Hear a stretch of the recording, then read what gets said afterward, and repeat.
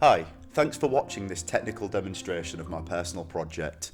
Instead of focusing on gameplay, I'll be breaking down various deliverables and milestones that I've finished and briefly discussing the technical hurdles that I've faced. For some brief context, I've been a C# developer for around 10 years and started with Unity around 6 years ago.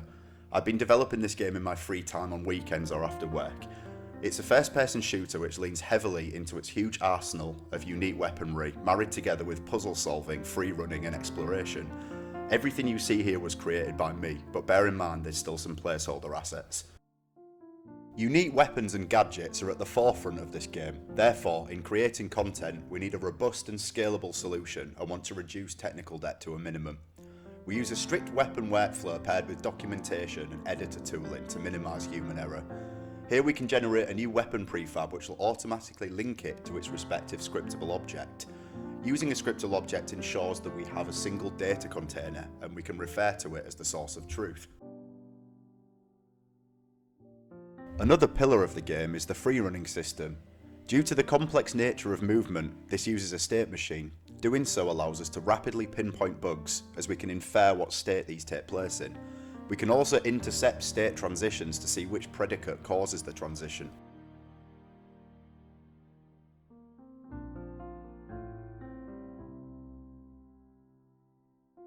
Some enemies can take advantage of Unity's navigation system, depending on their intelligence. Enemies also have the capacity to fight each other depending on their species or allegiances, and they can also use weapons just like the player. Thank you! Steal inventory. Enemies also have attack patterns they will perform. Due to extended logic over multiple frames, we use coroutines. We implement an abstract class and a second coroutine to monitor attack behaviour and notify any relevant listeners, so the base class does all the work. An enemy AI handler script handles which attack pattern to then perform. This makes the process of creating new enemy behaviour as simple as this.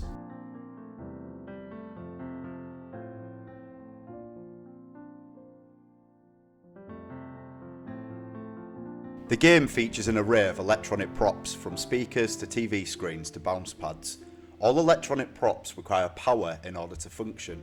The player is able to build complex circuits using logic gates in a fully Turing-complete wiring system. This system is event-driven, allowing for hundreds of nodes to operate in a scene. It also uses editor tooling to expedite the level creation process. As expected, the game has a saving and loading feature. XML is used over JSON in this instance as it provides some extra advantages.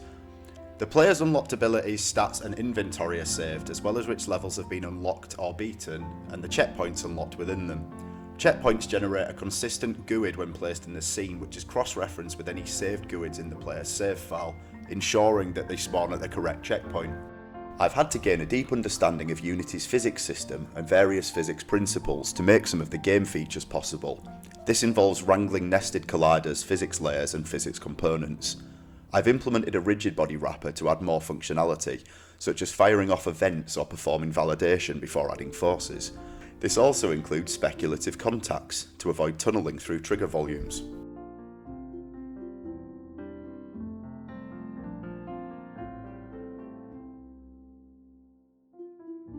We also have the graphical side of development.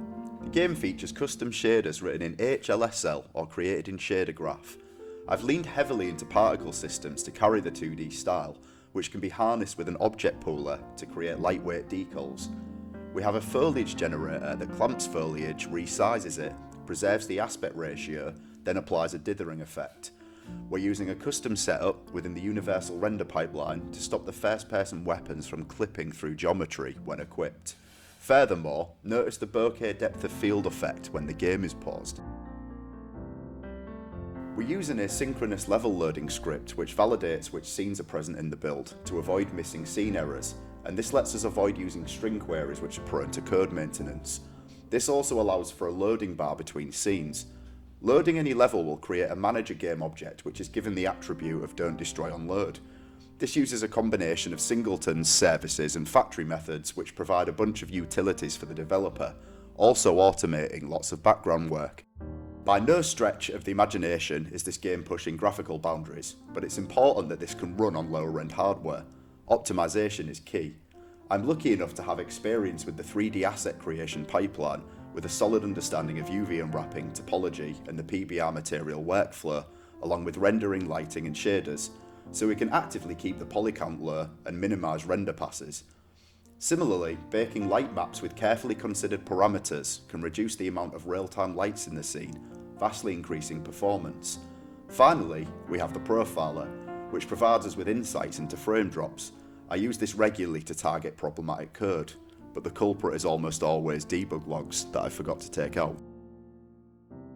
And lastly, we come to bugs. How can you ensure that they're all gone? The answer's simple really, you can. However, we follow some basic principles. Using a ticketing system such as Jira or GitHub allows us to keep track of all known bugs. Even better, a pen and paper during testing allows us to write down bugs so we can ticket them later. Using source control such as Git with a proper branching strategy ensures that our master branch stays clean at all times. We can also write validators to scour prefabs and reduce easily preventable bugs. Having well commented and documented systems is a must, as we can follow strict procedures. But really, the floodgates open when QA testers and the public get their hands on it. Then it becomes a cycle of receiving feedback and patching appropriately.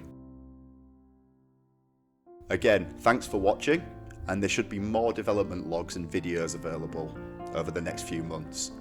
One last thing, please hire me.